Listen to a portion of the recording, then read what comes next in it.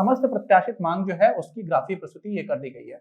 तो ये वाली जो लाइन है वो हमारे लिए मैटर करेगी कब, जब हम लोग इक्विलिब्रियम लेवल निकालने की कोशिश कर रहे हैं आय का, क्योंकि आय का निर्धारण करना है। तो जो चैप्टर हमारा नाम है उस पर हम लोग अभी पहुंच रहे हैं। उसी से पहले स्थिर कीमत, अभी हम लोगों ने वो पहले चरण में क्या कर रखा है, प्राइस लेवल को फिक्स किया हुआ है। तो जब समष्टि अर्थशास्त्रीय संतुलन की बात करेंगे तो यहां पर आपूर्ति का क्या होगा, आपूर्ति पक्ष कैसा होगा। देखो नॉर्मली हम लोग इकोनॉमिक्स में जब माइक्रो इकोनॉमिक्स पढ़ रहे थे, व्यष्टि अर्थशास्त्र पढ़ रहे थे, तो इधर प्राइस रखते थे, यहाँ पर क्वांटिटी रखते थे और सप्लाई करना हमारे इस तरह का करता था, है ना।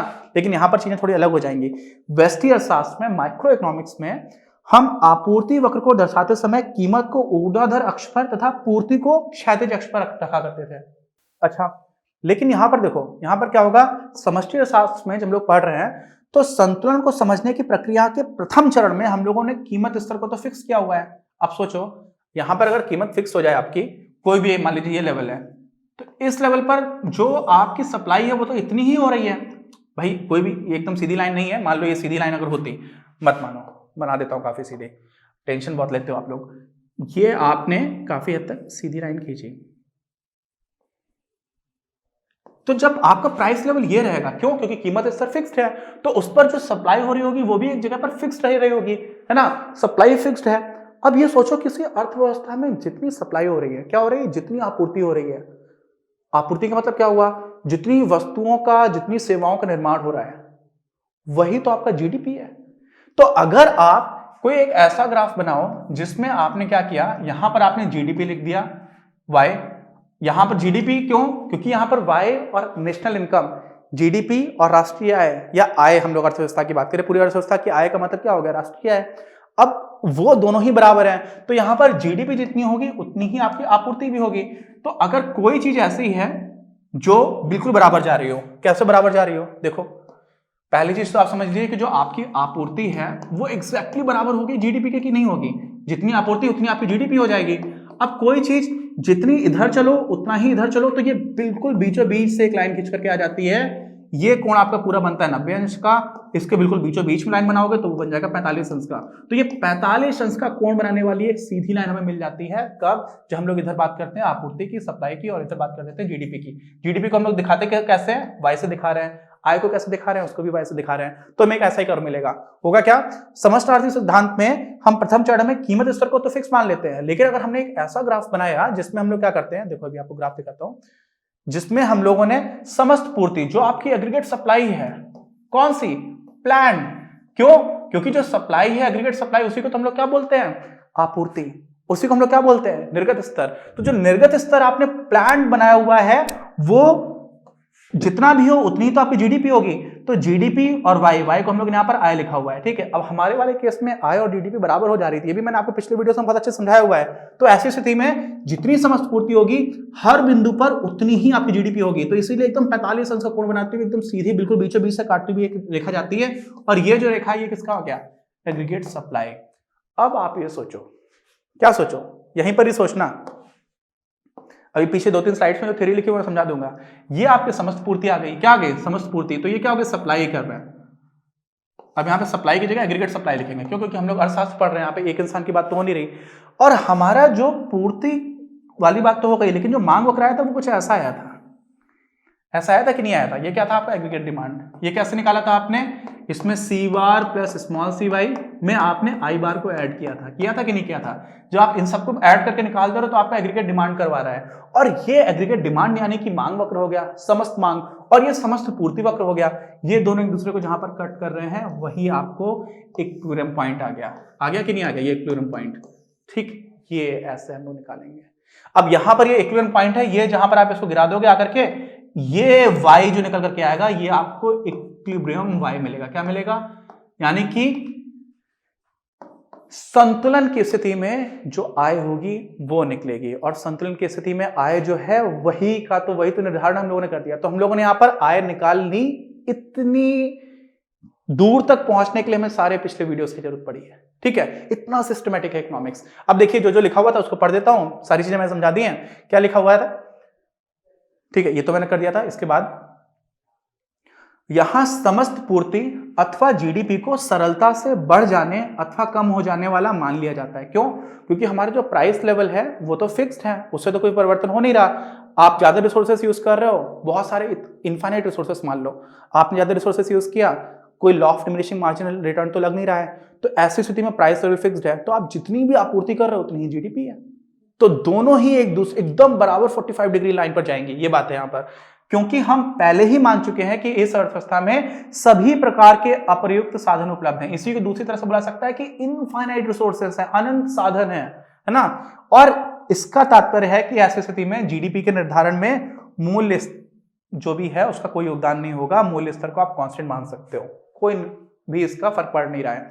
अब ऐसे में जितनी जीडीपी होगी उतनी ही आपूर्ति भी, या जितनी आपूर्ति कर रहे हो उतनी ही जीडीपी, दोनों चीज एक ही है। तो ऐसी स्थिति में क्या हो जाएगा, इस तरह की चीज को हम लोग स्थिति को 45 डिग्री के झुकाव वाली रेखा से दिखाया जाता है। 45 का जो झुकाव होता है ना, वो रेखा की यह विशेषता होती है कि इसमें प्रत्येक बिंदु का क्षैतिजीय और ऊर्ध्वाधर निर्देशांक समान होता है। क्या मतलब हुआ, ये जो है इसको मैं क्लीन करके बताता हूं आपको। देखो ये मतलब है कि आप अगर यहां पर 1000 पर हो तो इस पॉइंट को अगर आप यहां पर एकदम सीधी लाइन खींचोगे तो ये भी 1000 आ जाएगा। क्यों आ जाएगा? क्यों? क्योंकि ये 45 अंश का कोण बना रही है, ये एकदम बराबर है, जितना 45 ये है उतना ही ये है, ठीक। अच्छा, तो ऐसे में ये इस रेखा की विशेषता ये होती है, यहां पर आप मान लीजिए आप पहुंच गए 1500 पर, तो इसको आप जो एग्जैक्टली यहां पर खींचोगे, प्रोजेक्शन करोगे तो ये भी 1500 आएगा। तो एक ऐसी रेखा मिलेगी। क्यों भाई? क्योंकि ये आपका एग्रीगेट सप्लाई है, वही जीडीपी के बराबर है। तो ये इसका हर पॉइंट जो है, जैसे मान लीजिए यहां पर लिखा जाएगा तो आप लिखोगे 1500, 1500, हर पॉइंट पे दोनों निर्देशांक बराबर होंगे। ये मान लीजिए आपका आ जाता है तो आप लिखोगे 1200, 1200। जिन लोगों ने थोड़ी भी गणित पढ़ी होगी उनको समझ में आ रहा होगा, ठीक। या थोड़ा पढ़ी तो सब लोगों ने, इनको थोड़ा बहुत याद होगा, उनको समझ में आ रहा होगा। वैसे भी आप समझ लीजिए इस रेखा पर हर बिंदु जो है उसके एक्स और वाई दोनों निर्देशांक बराबर होंगे। एक्स इसको बोलना हूं, इसको बोलना हूं, ये वाई हो गया और ये आपका एग्रीगेट सप्लाई हो गया। अब मैंने आपको आगे भी बता दिया था कि इसका हम लोग संतुलन निकालेंगे कैसे। तो जैसे मान लीजिए ए बिंदु पर जीडीपी अगर 1000 रुपए है, क्या बोला गया, ये ए बिंदु है, इस पर अगर आपकी जीडीपी 1000 है तो इस बिंदु पर एग्रीगेट सप्लाई कितनी होगी, जितनी जीडीपी उतनी सप्लाई होगी, सीधी सी बात है 1000 हो जाएगी। और इसको हम लोग दिखाया जा सकते हैं कि इसी को आपने प्रोजेक्शन यहां पर किया तो ये 1000 आ जाएगा। ये पूछा गया आपसे, आपने बता दिया, ठीक। रुपए 1000 कीमत के तुल्य सामान की आपूर्ति जो है वही हो जाएगी। तो यहां पर भी 1000 आ जाएगा, इधर भी 1000 आ जाएगा, ठीक। अच्छा, अब हम लोग का जो आता है संतुलन वाला, अब संतुलन में हम लोग साम्य पर पहुंचे हैं। कितना कुछ काम करना पड़ा, और ये भी मैं आपको बता चुका हूं अभी क्या होगा इसमें। साम्य को ग्राफ द्वारा दिखाने के लिए प्रत्याशित समस्त मांग जो है ये हम लोगों ने अभी निकाला ही था C + I को जोड़ करके, एवं प्रत्याशित समस्त पूर्ति को चित्र में एक साथ रख दिया जाता है। दोनों को आपने एक साथ रख दिया, जहां पर कट करेगा वो यहाँ पर इक्विलिब्रियम पॉइंट हो जाएगा। ये देखो ऐसे निकल करके आ गया कि नहीं आ गया? क्या आ रहा है? पहली चीज यहाँ पे समझने वाली है कि जो आपका समस्त पूर्ति वक्र है वो 0 से स्टार्ट हो रहा है, ठीक है, तो एकदम नीचे से जाएगा, और इसका ये जो कोण बन रहा है वो कितने का बन रहा है, 45 अंश का बन रहा है। और जो दूसरा है वो ऊपर से स्टार्ट होगा। क्यों ऊपर से स्टार्ट होगा? क्योंकि ये जो दूरी है वास्तव में ये क्या है, ये C बार प्लस I बार के बराबर है। अच्छा, और ये जो रेखा है इसमें अगर ये कोण अल्फा बन रहा है, जो tan अल्फा है वो किसके बराबर होगा, स्मॉल c के बराबर। स्मॉल c क्या था? मार्जिनल प्रोपेंसिटी टू कंज्यूम, सीमांत उपभोग प्रवृत्ति। तो सीमांत उपभोग प्रवृत्ति का जो मान है वो tan अल्फा के बराबर हो जाएगा, तो हमें यहां से कोण भी मिल जाएगा। अब ये दोनों एक दूसरे को जहां पर कट कर रहे हैं, ये पॉइंट, ये आपको इक्विलिब्रियम पॉइंट मिला, और इसी पॉइंट पर जो आप नीचे आकर के देखोगे ये जो y आपको मिल जाएगा y1, यही y1 आपका क्या है, यही y1 आपको ग्राफी विधि से इस अर्थव्यवस्था की इनकम मिल रही है, ये संतुलन इनकम है, ठीक। अच्छा, क्या हुआ इसमें? अब हम लोग दूसरा जो मेथड है वो बीजगणितीय मेथड है, इसको भी देख लेते हैं, ठीक। अभी तक जो भी किया है इस वीडियो को हम लोग 1-2 पार्ट्स में स्प्लिट करके पूरा आप समझेंगे तो समझ में आ जाएगा। क्या हुआ, ये तो बहुत आसान है। बीजगणितीय मेथड में क्या होता है आपका, एग्रीगेट डिमांड क्या थी भाई, फिर से बोलो, C bar plus I bar plus small c times y। अच्छा, एग्रीगेट सप्लाई क्या है, जीडीपी के बराबर। जीडीपी को हम लोग यहाँ पर फिर से y मान ले रहे हैं, क्यों? क्योंकि हम लोगों ने आय और जीडीपी दोनों को बराबर माना हुआ था। तो आप क्या करोगे, जो संतुलन की स्थिति में ये इसके बराबर होगा ना, तो आपको ये तुम लोग बहुत पहले पढ़ चुके हैं, कोई बात नहीं, C bar plus I bar plus small c times y। अच्छा, y के पद को आप एक तरफ ले जाइए तो क्या हो जाएगा, y minus small c into y। ये क्या हो गया, C बार प्लस I बार। अच्छा, कोई बात नहीं, y को आपने कॉमन ले लिया, क्या बोला, 1 माइनस सी रह गया, यहां पर क्या रह गया सी बार प्लस आई बार। समझ में आ रहा है ना सब कुछ। अब यहां से आप क्या कर दोगे, यहीं से आप अगली इक्वेशन लिखोगे तो y जो है वो आ जाएगा आपका C bar plus I bar divided by 1 minus small C. ये 1 माइनस स्मॉल सी है और ये सी बार कैपिटल सी बार है। ये आपका इक्वेशन जो आ गई ये निकल करके, ये y क्या है आपका इक्विलिब्रियम y है। इसमें आप सी बार आई बार की वैल्यू रखोगे, दोनों को जोड़ोगे, उसमें 1 माइनस सी से भाग दोगे तो आपको क्या मिल जाएगा, y मिल जाएगा। और y क्या है, y तो i है, मिल गया है। तो ये हम लोगों ने बीजगणितीय मेथड से किया। बीजगणितीय मेथड से ऐसा क्या हुआ उसको भी देख लेते हैं। यही चीज है, मैंने आपको पूरा करके बता दिया है। समस्त मांग जो है वो क्या हो गई, I bar plus C bar plus small C by. और प्रत्याशित समस्त पूर्ति वक्र क्या है, ये सब प्रत्याशित है, ध्यान रखिएगा, एक्स आंटी है, प्लान्ड है, एक्सपोज्ड नहीं है। तो ये y हो गया।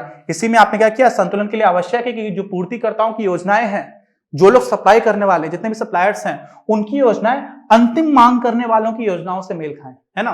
तो इसमें क्या हुआ आपका, अतः आई बार प्लस सी वाई जो किसके बराबर हो गया, ये आपका y के बराबर था। तो यहां से आपने किया, इसको जब निकाला तो अभी मैंने आपको करके दिखाया था, ठीक है, ये y के बराबर है, ये c इधर लेकर क्या जाओगे तो 1 माइनस सी बचेगा। तो आपका ये जो आ गया ना, यहां से आपने बीज गणितीय मेथड से निकाल दिया। तो हम लोग ग्राफिकल मेथड से कैसे निकाला था, ग्राफिकल मेथड से हमने बोला भैया देखो एएस जो हमारा है, एएस मतलब क्या हुआ, एग्रीगेट सप्लाई कौन सा, प्लान्ड, प्लान्ड को हम लोग क्या बोलते हैं, एक्स आंटी। और दूसरा हमारा क्या था, एग्रीगेट सप्लाई, वो ऐसा कुछ कट कर रहा था, जहां पर कट किया वो इक्विलिब्रियम पॉइंट है, उसको आप यहाँ पे प्रोजेक्शन कर दोगे तो यहाँ पर आपको y मिल जाएगा, कौन सा, जो इक्विलिब्रियम है। क्यों, क्योंकि यही जो वाली लाइन है नीचे वाली, ये इसी पर तो जीडीपी और आय को हम देख पा रहे थे, ठीक। तो ये हमारा ग्राफिकल मेथड हो गया था और ये हमारा क्या हो गया, बीजगणितीय मेथड हो गया। दोनों चीजें समझ ली, बड़ा वीडियो था ना, तो इसको दो पार्ट्स में करके दोनों को समझेंगे तो अच्छे समझ में आएगा। इतना समझना, सारे वीडियोस आपने ठीक से देखे होंगे ना, और साथ साथ में नोट्स बनाते रहिए। बहुत सारे लोग नोट्स मांग रहे हैं, हम लोग एक बार सिलेबस कंप्लीट करेंगे फिर सारे नोट्स डाल देंगे। लेकिन आप ध्यान रखिए कि इस तरह की चीजों को पढ़ते समय आप खुद से जब नोट्स बनाएंगे ना, तभी आपको रिवीजन के टाइम पर फायदा मिलेगा। और साथ में अगर आप इन सारी चीजों को समझेंगे नहीं तो कई लोग समझ में नहीं आता है, कई लोगों को ये नहीं समझ में आता कि वाई एक्सपोज्ड और एक्स आंटे का क्या मतलब है। तो वो इकोनॉमिक्स में फिर बहुत आप रट के जाओगे। सबसे पहली बात तो है कि आपको समझ में नहीं आएगा, समझ में नहीं आएगा तो आप विषय का आनंद नहीं ले पाओगे, मार्क्स भी लाना कठिन हो जाएगा, क्योंकि आप इस तरह से सारी चीजों को रट करके नहीं जा सकते। बहुत वही सारे सिंबल्स हैं, उन सिंबल्स को कब किस तरह से यूज किया जा रहा है, किस सेंस में यूज किया जा रहा है, समझना बहुत इंपॉर्टेंट है। उम्मीद है आपको सारी चीजें अच्छे समझ में आई होंगी। अभी हम लोगों ने आय का निर्धारण कर लिया ना, लेकिन तब किया है जब हमारा प्राइस लेवल फिक्स्ड है, और तब क्या है जब हम शॉर्ट रन की बात कर रहे हैं। तो अभी हमारी रियल इकोनॉमी से हम काफी दूर है। क्यों, अभी हम लोगों ने गवर्नमेंट को भी हटा रखा है, अभी हम लोगों ने एक्सटर्नल सेक्टर को भी हटा रखा है। गवर्नमेंट को हटाते हुए चलेंगे, लेकिन समझ रहे ना आपकी, अभी हम लोगों ने एक बहुत ही सिंपल इकोनॉमी में आय का निर्धारण किया है, और वो भी कब, जब बहुत सारी चीजें हैं जो हम लोगों ने इकोनॉमी को आसान बनाने वाली कर रखी है। दो ही सेक्टर्स को लेकर के चले, दो सेक्टर मॉडल है, शॉर्ट रन में किया है, और कीमत स्तर को फिक्स्ड माना है। तो बहुत सारे अजम्पशंस हैं अभी, यानी कि जो रियल लाइफ है वहां पर इनकम निर्धारण करना होगा अगर हमें किसी अर्थव्यवस्था में, तो अभी में बहुत सारे अजम्पशंस को थोड़ा थोड़ा छोड़ने की जरूरत है, जिससे कि हम रियल वर्ल्ड की तरफ जा पाए, ठीक है। तो सारी चीजों को अच्छे से पढ़ते हुए चलेंगे। बहुत सारी चीजें हमारे सिलेबस में अभी नहीं है, हायर एजुकेशन में जाकर पढ़ेंगे, बट फिर भी अभी इस चैप्टर में जो कुछ भी सारा कुछ बचा हुआ उसको अच्छे से पढ़ते हैं। आगे वाले आने वाले वीडियोस में कोई डाउट हो तो प्लीज कमेंट बॉक्स में लिख के बताइएगा।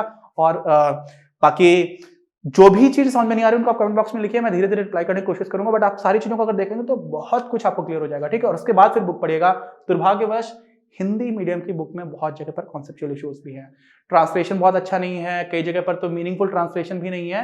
मुझे काफी दुख है, एनसीईआरटी को मैंने एक मेल भी लिखा, बट इंग्लिश में बुक है उसमें काफी ज्यादा सही चीजें लिखी गई। हिंदी की ही एनसीईआरटी बुक में बहुत गलतियां हैं, तो हिंदी माध्यम के जो बच्चे हैं उनके लिए काफी दिक्कत है। इसलिए आप लोग इन वीडियोस पर ज्यादा रिलाई करिएगा, क्योंकि बुक में गलतियां, कॉन्सेप्चुअल लेवल की गलतियां हैं, ठीक है। मिलते हैं हम लोग अगले वीडियो में। इस वीडियो के प्रायोजक हैं आप, और अगर आप ऐसे ही और वीडियोस बनाने में हमारी मदद करना चाहते हैं तो पैट्रियन पर जाकर या फिर स्क्रीन पर दिए गए QR कोड को स्कैन कर अपना योगदान जरूर दें। अपनी क्लास का उद्देश्य आप सभी के लिए आप ही की भाषा में गुणवत्तापूर्ण शिक्षा उपलब्ध कराना है। कक्षा 12 तक के सभी प्रमुख विषयों पर हम वीडियोस बना रहे हैं, और कुछ विषयों पर वीडियोस आपके अपने चैनल अपनी क्लास की ही अन्य प्लेलिस्ट पर अपलोड भी हो चुके हैं। ज्ञान के प्रकाश से देश को सशक्त बनाने के हमारे इस प्रयास में इस चैनल को सब्सक्राइब करके और लोगों के साथ शेयर करके अपना बहुमूल्य योगदान जरूर दें। पढ़ेगा इंडिया तो बढ़ेगा इंडिया।